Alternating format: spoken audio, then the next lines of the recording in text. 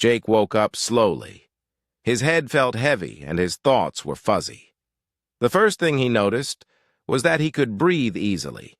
The air smelled clean and fresh, not like the stale, recycled air of his escape pod. The second thing he noticed was that he was lying on something soft. It felt like a bed, but it was shaped differently than any bed he had ever seen. He opened his eyes and immediately knew he was not on a human ship. The ceiling above him was too high and curved in a strange way. The walls were made of some kind of smooth material that seemed to glow with its own light. Everything looked alien and unfamiliar. Jake tried to sit up, but his body felt weak. A voice spoke near him, but the words were not in any language he knew. They sounded like music mixed with clicking sounds. He turned his head and saw his first alien. The creature was tall, much taller than any human. It had blue-colored skin that looked like it was covered in small scales. It had 4 arms instead of 2, and its head was longer than a human head. Its eyes were large and yellow, and they watched Jake with obvious curiosity. The alien was wearing something like a uniform, but it was designed for a body that was very different from a human body. The alien spoke again in its musical language. This time, a machine somewhere in the room translated the words into English. The translation was not perfect, but Jake could understand most of it. "The small creature is awake," the alien said. "How do you feel, strange being?" Jake tried to answer, but his voice came out as a whisper. His throat was dry and sore. The alien moved closer and offered him a container of liquid. The liquid was clear like water, but it tasted slightly sweet. It helped his throat feel better. "I am Captain Zethkalar of the Vorthak Empire," the alien said through the translator. "You are on my ship, the Nexus Prime. We found you floating in space in a primitive escape vessel. You were nearly dead." Jake managed to speak, though his voice was still weak. "Thank you for saving me," he said. "I am Jake Morrison. I am human."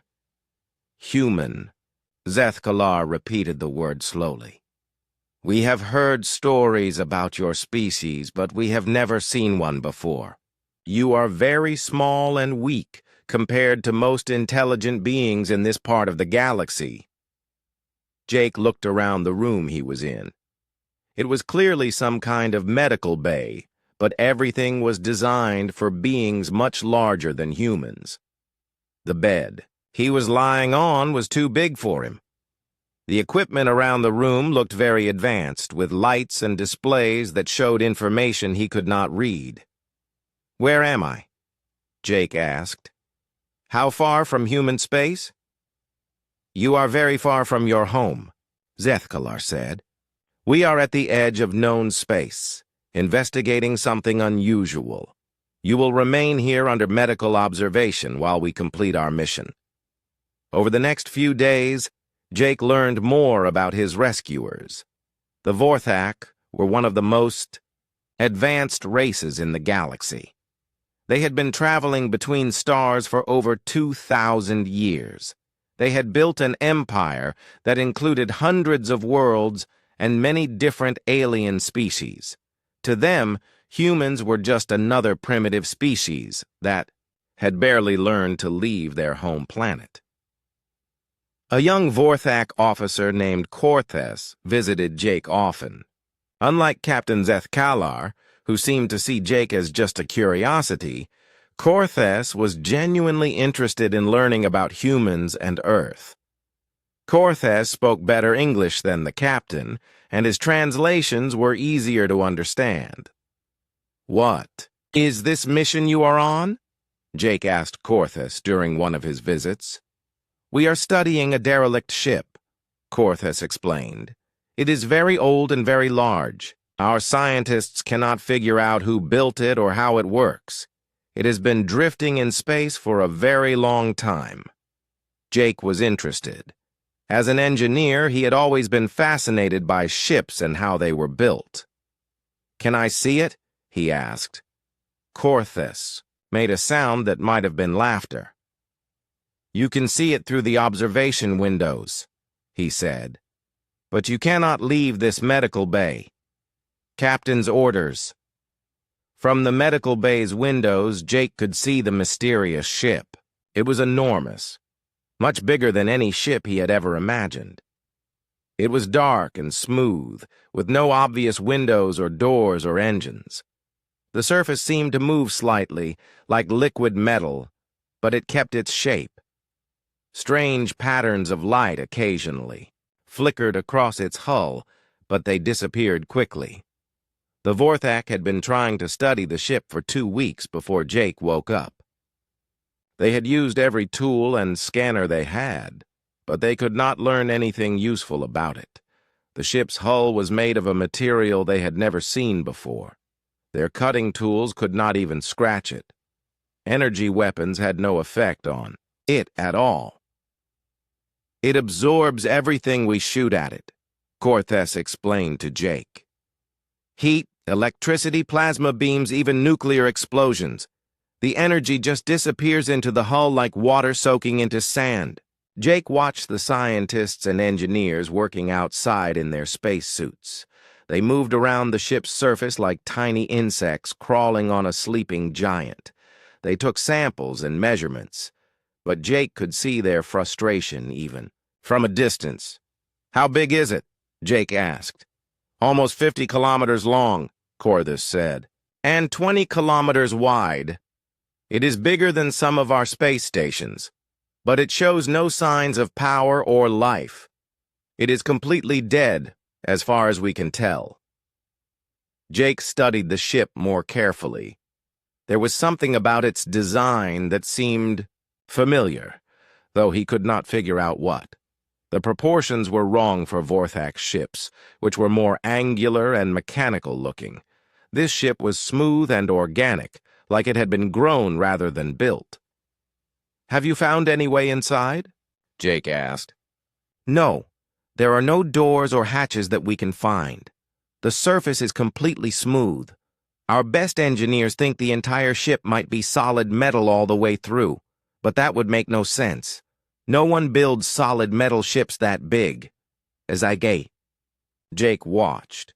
He noticed something the Vorthak seemed to have missed. The patterns of light that moved across the ship's hull were not random. They followed certain paths and appeared in certain sequences. It reminded him of something, but he could not remember what. "The lights on the hull," Jake said. "Do they follow any kind of pattern?" Corthus looked surprised. "What lights? The ship is completely dark." Jake pointed at the hull, where he could clearly see faint lines of light moving in complex patterns. "There and there. Can you not see them?" Corthus stared where Jake was pointing, but he shook his head. "I see nothing. Are you sure you are not imagining things? You were very sick when we found you." But Jake was certain of what he was seeing. The lights were there, forming. Patterns that seemed almost like writing or mathematical equations. They were too faint for the Vorthak to see, but Jake could see them clearly. After 2 more days of failed attempts to breach the ship, Captain Zeth Kalar grew frustrated.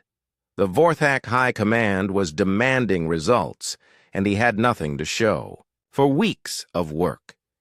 His career would be damaged if he returned without learning anything about the mysterious vessel. Jake had been thinking about the ship constantly. The more he watched it, the more familiar it seemed. The proportions, the smooth curves, even the way the light patterns moved reminded him of something from human history or mythology, though he could not place exactly what. Finally, Jake made a decision that would change everything. "Captain Zeth Kalar," he said when the captain came to check on his progress. "I think I might be able to help you with your ship problem." The captain's forearms moved in what Jake had learned was a gesture of amusement. "You? You are a primitive. Human, from a species that has barely learned to travel between planets. What could you possibly know about technology that is beyond our understanding? Maybe nothing, Jake admitted. But I can see things on that ship that your people cannot see. Let me try to help. What do you have to lose?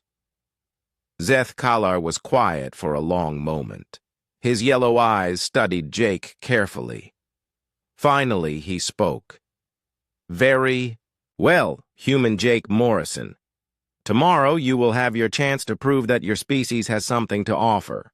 Jake returned to the Nexus Prime 3 days later. But he was no longer the same weak human who had been rescued from a dying escape pod. The heritage had changed him in subtle ways. His eyes were brighter and more alert. His movements were more confident. Most importantly, he carried with him knowledge that could transform the entire galaxy. Captain Zeth Kalar and his senior officers gathered in the main conference room to meet with Jake. They were nervous about what this meeting might bring. Their sensors had detected massive energy signatures coming from other locations across the galaxy as more ancient ships awakened. The balance of power was shifting rapidly, and the Vorthak Empire needed to understand what role they would play in this new reality. Jake entered the conference room carrying a small device that looked like a crystal cube. The cube contained more advanced technology than the entire Vorthak fleet combined, but Jake handled it casually as if it were nothing special.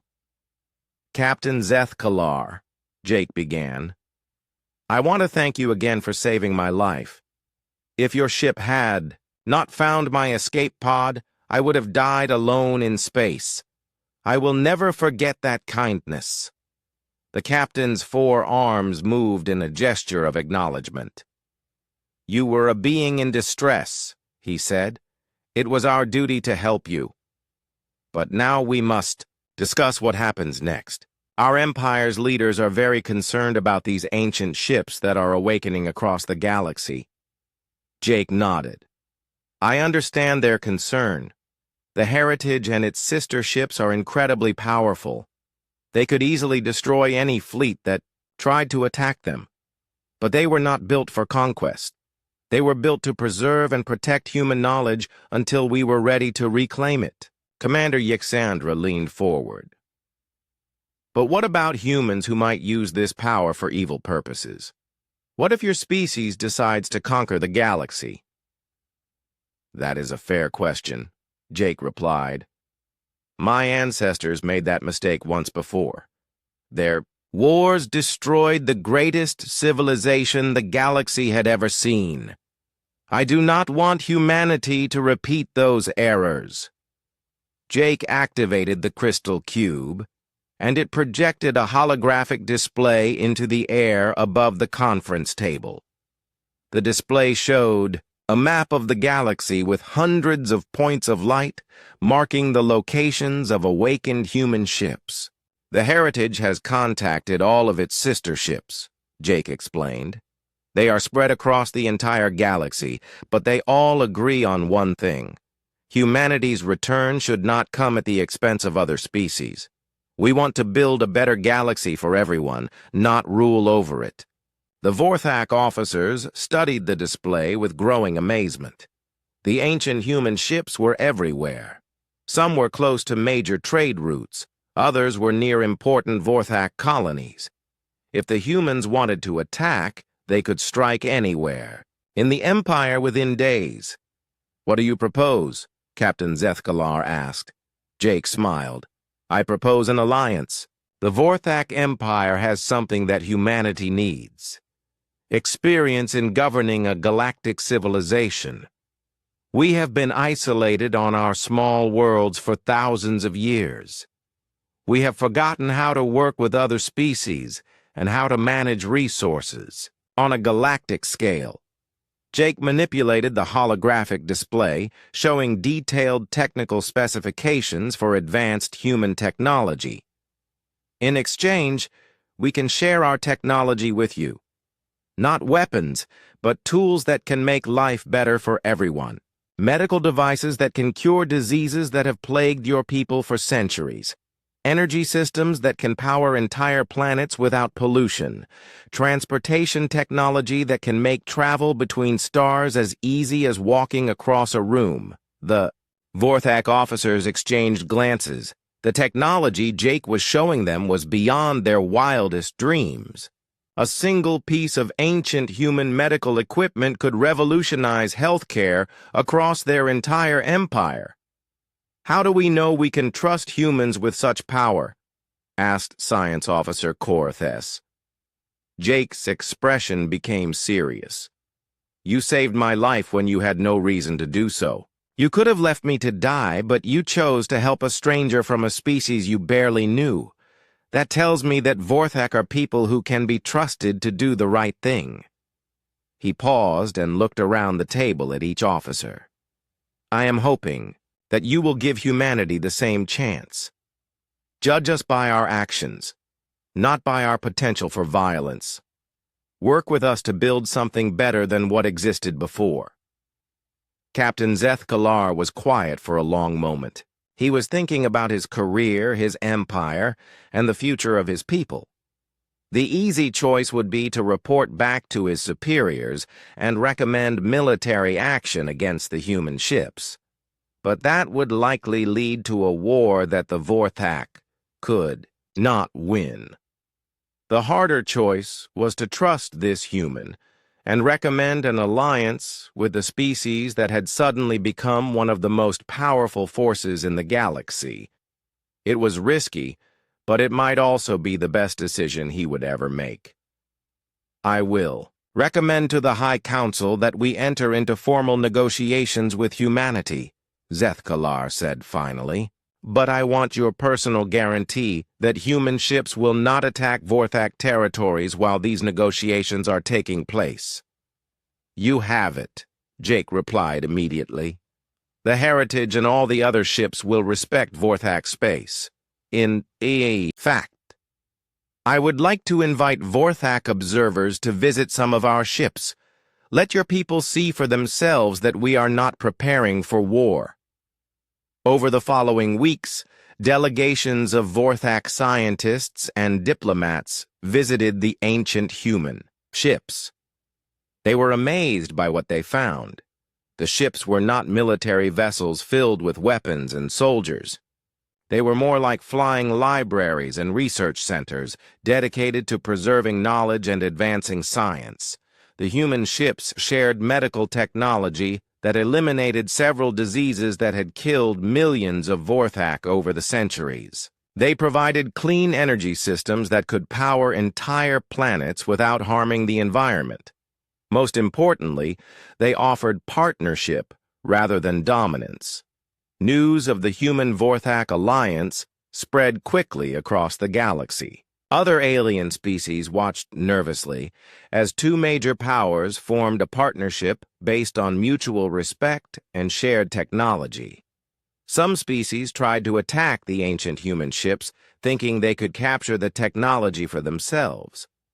These attacks failed completely, but the human ships did not retaliate with violence. Instead, they simply defended themselves and then offered to negotiate. Jake became humanity's first ambassador to the galactic community. He traveled from world to world, meeting with alien leaders and explaining humanity's goals. His message was always the same. Humans wanted to be partners, not conquerors. Within a year, humanity had transformed from an unknown species on the edge of space into one of the galaxy's major civilizations. Human technology improved life for billions of beings across hundreds of worlds. Human ships helped explore new regions of space and establish contact with previously unknown species. But Jake never forgot where it all began. He kept a picture of his old escape pod in his office aboard the Heritage. It reminded him that sometimes the most important journeys begin when everything seems hopeless. The Vorthak had saved a dying human floating in space. In return, that human had helped bring about a new age of cooperation and prosperity for the entire galaxy. It was proof that kindness, even to strangers, could change the course of history. Jake often thought about the ancient humans who had built the Heritage and its sister ships. They had failed to prevent the collapse of their civilization because they had forgotten how to work together. But they had given their descendants a second chance to do better. This time, humanity would not face the challenges of galactic civilization alone. They would face them alongside friends like Captain Zeth-Kalar and the Vorthak Empire. Together, they would build something that would last not just for thousands of years, but for millions. The Heritage continued to drift through space, but it was no longer alone and forgotten. It was part of a growing fleet of human and alien ships working together to explore the galaxy and make it a better place for everyone who called it home. Jake Morrison had been abandoned in deep space with no hope of rescue. Now he was helping to reshape the galaxy itself. It was proof that sometimes the greatest adventures begin with the darkest moments, and that hope can be found even in the vast emptiness between the stars. The emergency session of the Galactic Council convened 12 hours after Admiral Carter's request. Representatives from 47 different worlds gathered in the Great Chamber on the neutral station of Haven Prime. The massive circular room buzzed with nervous energy as delegates spoke in hushed tones about the growing threat in the Void sector. Admiral Lisa Carter stood at the human delegation table, watching as more reports came in from the affected area. The artifact had grown to 7 kilometers in diameter. 3 more star systems had begun showing gravitational disturbances. The expanding zone of destruction now threatened over 100 billion lives. Chancellor Mordock of the Veltar Collective called the session to order. His crystalline body reflected the chamber's lights as he spoke in his musical voice. We face an unprecedented crisis. The ancient artifact discovered in the Void sector has proven immune to all conventional weapons. Admiral Carter, please present the human proposal. Lisa activated the holographic display in the center of the chamber. A detailed image of the Silent Thunder appeared, rotating slowly for all delegates to see.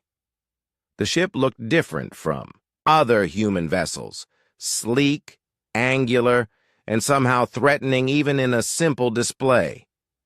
Honorable delegates, Lisa began, humanity requests temporary authorization to deploy 1 Reaper-class vessel against the artifact.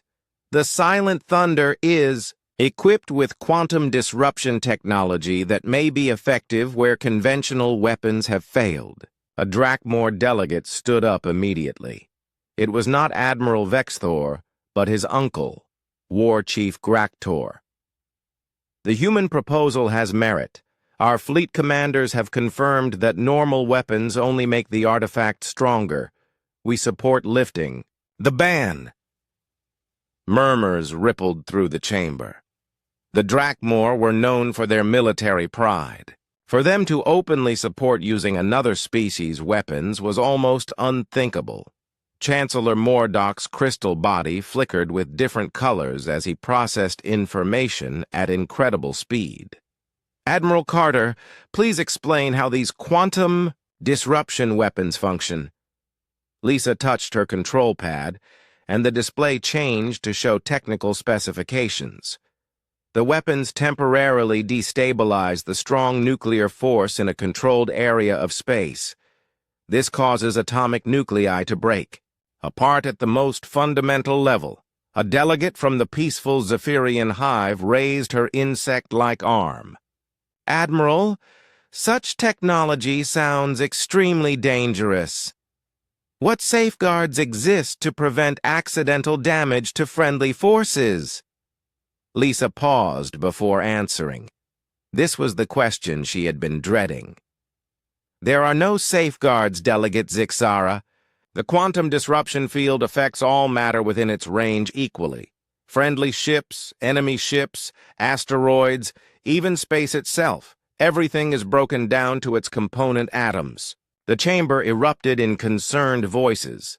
Several delegates stood up, speaking rapidly in their native languages. The translation system struggled to keep up with the overlapping conversations. "Order!"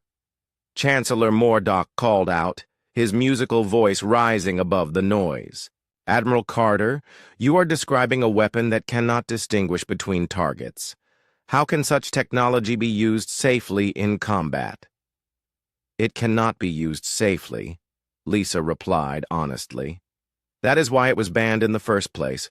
Quantum disruption weapons are not precision instruments. They are tools of absolute destruction." Captain Ben Phillips, who had been standing quietly beside Lisa, stepped forward. "Honorable delegates, I am the commanding officer of the Silent Thunder. Perhaps I can explain the reality of operating such a vessel."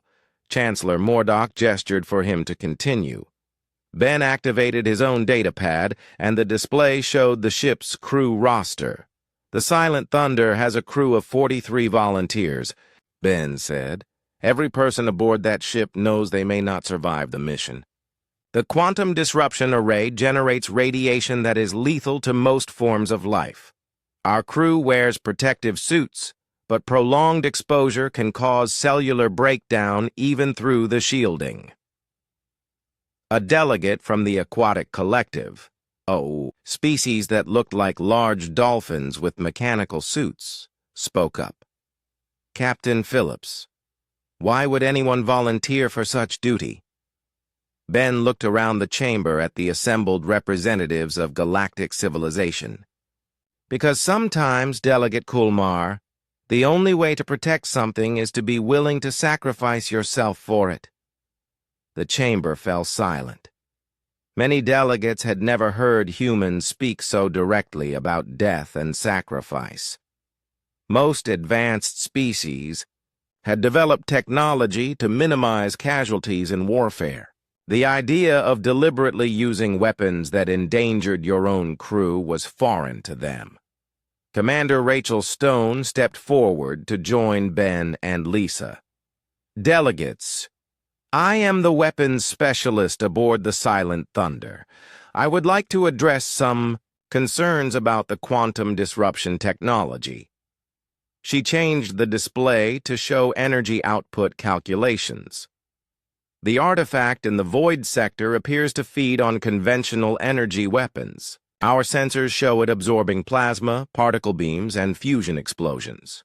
However, quantum disruption operates on different principles. The technical readouts showed complex equations that made several delegates lean forward with interest. Instead of adding energy to a target, quantum disruption removes the fundamental forces that hold matter together. The artifact cannot absorb something that no longer exists at the atomic level." Zinara, now serving as a junior advisor to the ICE Veltar delegation, stood up from her position in the gallery. "Commander Stone, our analysis suggests that quantum disruption could cause unpredictable cascade effects. How can you ensure the weapon's effects remain contained?" Rachel looked directly at the young crystal being she remembered from the academy. "We cannot ensure containment, Scholar Zinara. That is precisely why these weapons are banned. We can calculate the primary disruption field, but secondary effects are impossible to predict with complete accuracy." "Then you admit the weapon could cause collateral damage to nearby systems?" asked another delegate. "Yes," Rachel replied without hesitation. "But the alternative is allowing the artifact to continue growing until it destroys everything within. 1,000 light years. We are not proposing a safe solution. We are proposing the only solution that might work." Chancellor Mordock's crystal body pulsed with rapid color changes as he processed the human statements. "Admiral Carter, You are asking us to authorize the use of weapons that your own species considers too dangerous to deploy. Why should we trust human judgment when humans themselves have banned this technology? Lisa stepped back to the center of the chamber. Chancellor, we banned these weapons precisely because we understand their true cost. Other species look at Reaper technology and see poor engineering. We see a tool that removes all options except total victory or total destruction. She changed the display to show the expanding threat zone around the artifact.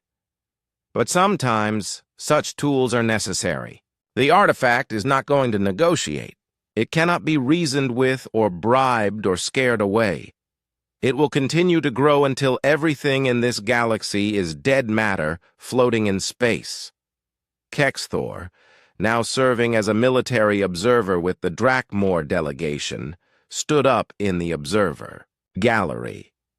Admiral Carter, I studied under Captain Morrison at the Academy.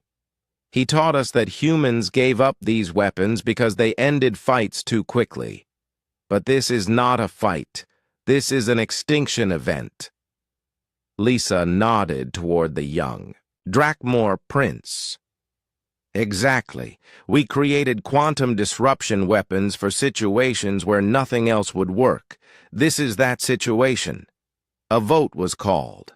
The chamber filled with the sound of electronic voting systems as delegates from 47 worlds made their decision. Some voted immediately, while others consulted with their home governments through quantum communication links. The results appeared on the main display. 31 votes to authorize, 14 votes against, 2 abstentions. Chancellor Mordock stood up, his crystal body now glowing with a steady blue light. The motion passes. Humanity is authorized to deploy one Reaper-class vessel against the artifact under the following conditions. The mission will be under human command only.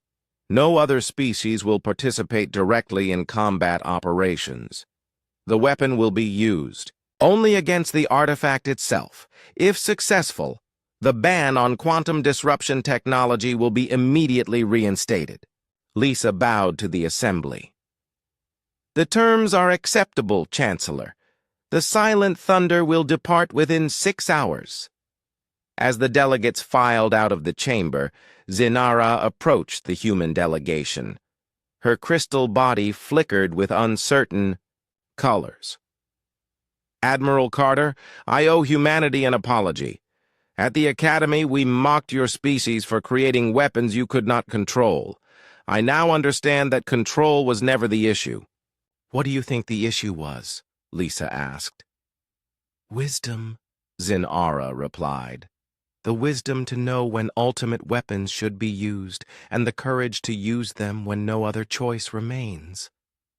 Lisa looked at the young scholar who had once laughed at human military technology. Let us hope that wisdom is enough. Within the hour, the Silent Thunder was powering up its engines for the journey to the Void Sector. The galaxy's last hope rested with a ship carrying weapons so dangerous that even their creators feared them. Jake Morrison had been floating in the small escape pod for 3 months. The pod was barely big enough for one person, and it smelled like old metal and fear. His body was kept alive by machines that were slowly dying. The pod's computer showed red warning lights everywhere. The oxygen was almost gone. The power was failing. Soon, very soon, Jake would die alone in the cold darkness of space. 3 months ago, Jake had been working as an engineer on a cargo ship. They were carrying supplies to the mining colonies near the edge of human space. It was supposed to be a simple job. Load the cargo, fly to the destination, unload, and come home. Jake had done it dozens of times before. But this time was different. The pirates came out of nowhere. Their ships were fast and heavily armed. Jake's cargo ship was slow and had almost no weapons. The captain tried to run, but it was no use.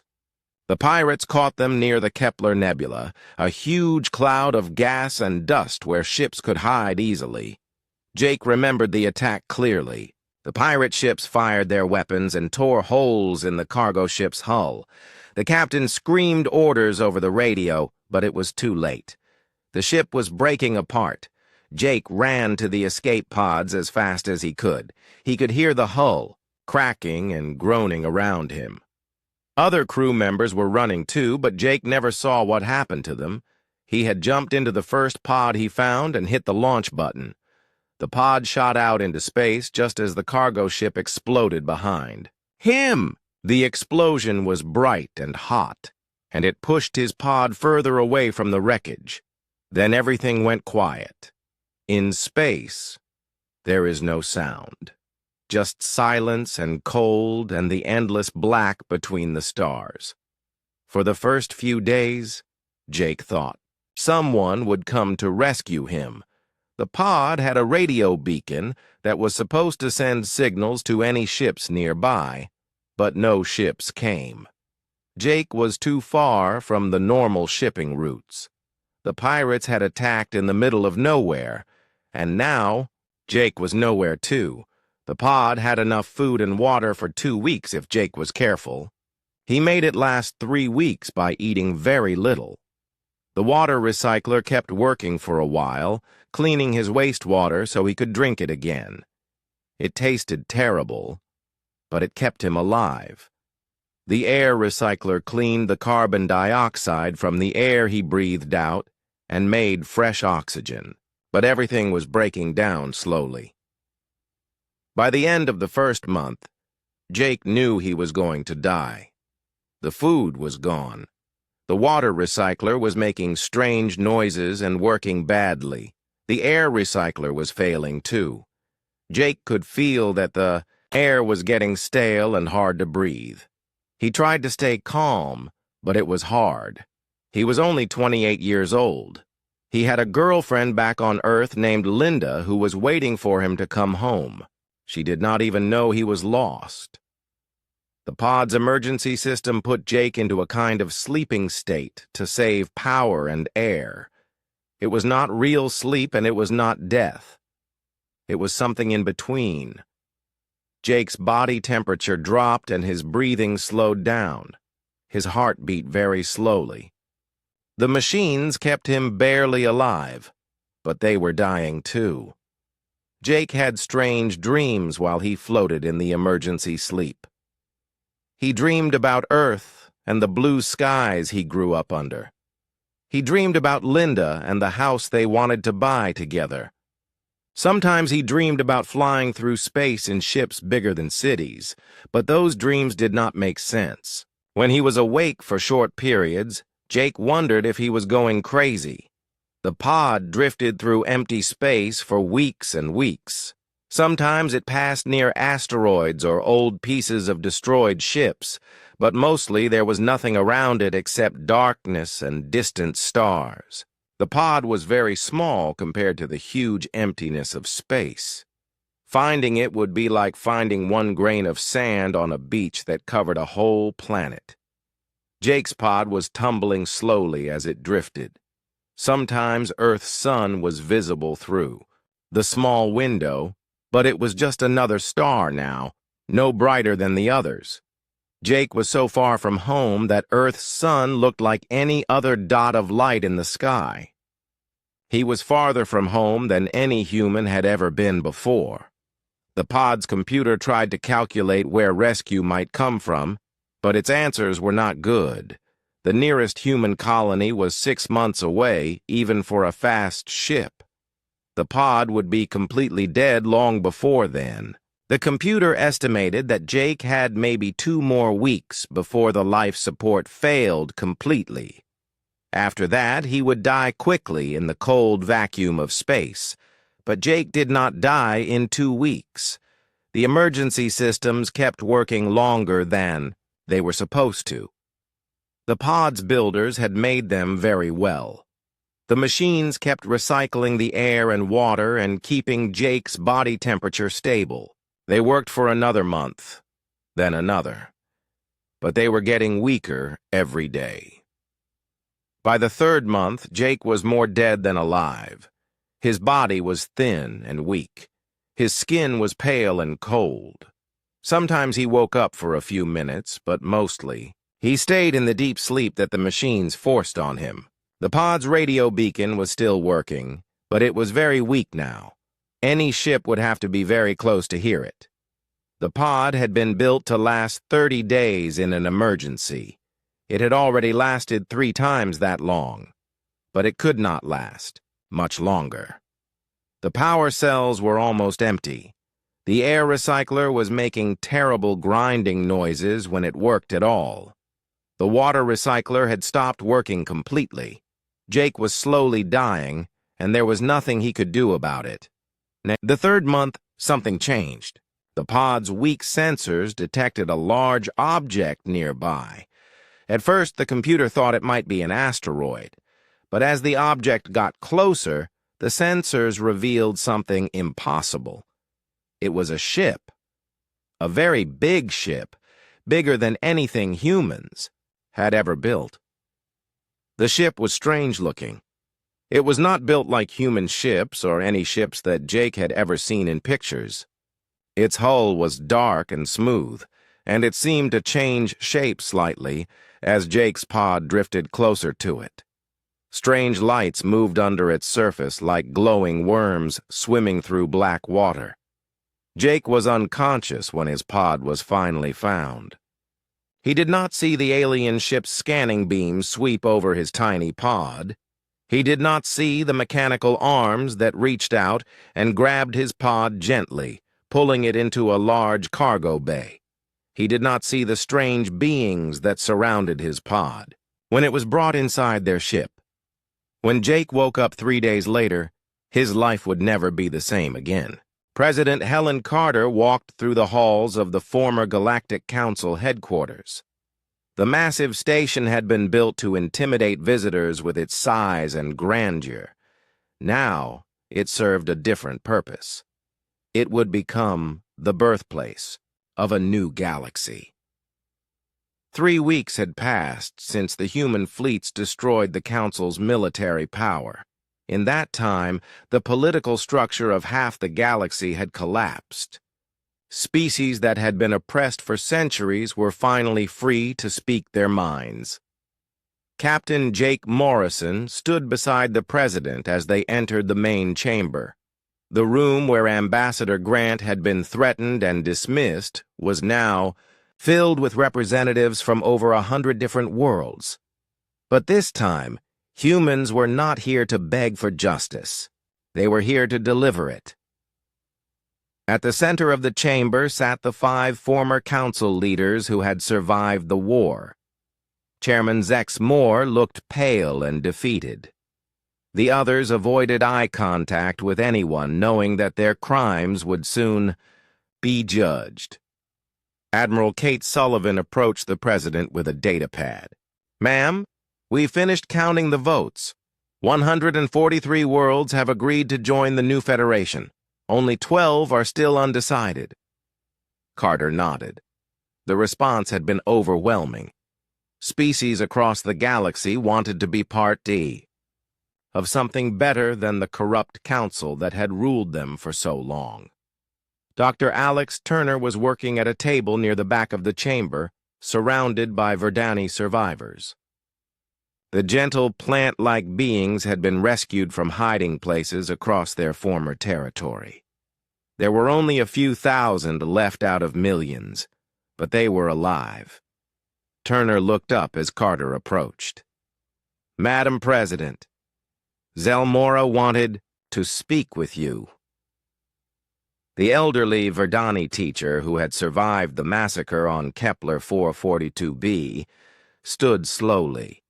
Her bark-like skin still showed scars from the attack, but her large eyes were bright with hope. "President Carter," she said through the translator, "my people owe you a debt that can never be repaid. You have given us justice when we thought all was lost." Carter knelt to bring herself to the Verdani's eye level. Your people taught us how to feed our children when they were hungry. We could do no less than protect your children in return. Across the chamber, Admiral Jack Chen was conducting the War Crimes Tribunal. The evidence against the former council leaders was overwhelming. They had ordered the deaths of entire species, stolen resources from helpless worlds, and ruled through fear and violence. General Vorth Ka is dead, Chen announced to the assembly. But his crimes live on in the records we captured from Krex ships. We have documented evidence of genocide on 17 different worlds. A murmur ran through the chamber. Many of the assembled representatives had lost family members to council attacks over the years. Chairman Zex Moore, Chen continued, you are charged with ordering the massacre on Kepler 442b and 12 other Verdani worlds. How do you answer these charges? The gray alien remained silent, staring at the floor. Colonel Dan Wright stepped forward with a data crystal. Admiral, we've also found evidence of planned attacks on civilian populations. The Council was preparing to destroy any species that showed independence. The trial continued for 3 days. Witness after witness came forward to tell their stories. Species that had been too afraid to speak for centuries finally had their chance to seek justice. When it ended, the surviving council leaders were sentenced to life imprisonment on a secure world.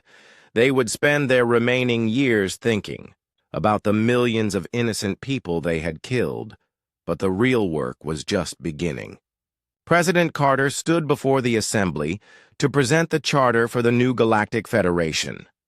We are here today not as conquerors, but as liberators, she said. Humanity has no desire to rule over other species. We want to build a galaxy where all beings can live in peace and freedom. The charter was simple but revolutionary. Every member species would have an equal vote, regardless of their military power or economic strength. Conflicts would be resolved through negotiation, not violence. Trade would be fair and open to all. Captain Chris Johnson, the fighter pilot who had helped win the war, was now working to establish the new Federation's defense force. Unlike the Council's armies, this would be a volunteer organization dedicated to protecting the innocent. We're getting applications from dozens of species, Johnson reported. Everyone wants to help build something better. Ambassador Lisa Grant, who had been promoted to Secretary General of the new Federation, was working with representatives to establish colonies for displaced populations. The Verdani would have new worlds to call home. Other species that had been scattered by Council oppression would be reunited. It's amazing what we can accomplish when we work together instead of fighting, Grant said as she watched human and alien engineers planning new cities. Admiral Tony Martinez was overseeing the dismantling of the Council's weapon systems. The massive guns that had terrorized the galaxy for centuries were being turned into tools for peaceful construction. Every plasma cannon we melt down becomes steel for hospitals and schools, Martinez told his crews. That's the kind of warfare I prefer. 6 months after the war ended, President Carter stood on the observation deck of the space station orbiting New Verdania.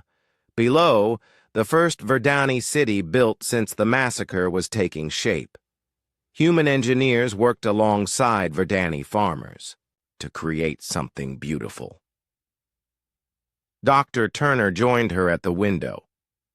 The first seedlings were planted yesterday, he said. In a few years, this world will be green again. Carter smiled as she watched children playing in the streets below. Human and Verdani children learning together, growing up in a galaxy where their friendship was a source of strength rather than danger. Captain Morrison approached with a communication device. Madam President, we're receiving messages from the Outer Rim territories. 3 more species want to join the Federation. Send them the charter, Carter replied. Everyone is welcome if they believe in peace and freedom. As the space station rotated, Carter could see human ships in the distance. But these weren't warships anymore. They were cargo vessels bringing supplies to rebuild damaged worlds, research ships exploring new frontiers, colony ships carrying families to fresh starts. The galaxy was healing. In the memorial garden at the center of New Verdania, a simple monument honored those who had died in the massacre. The inscription was written in both human and Verdani languages. They died for believing in friendship. We live to prove they were right. Admiral Sullivan found Carter there that evening, reading the names of the fallen. The last council prisoner was transferred today, Sullivan reported. It's finally over.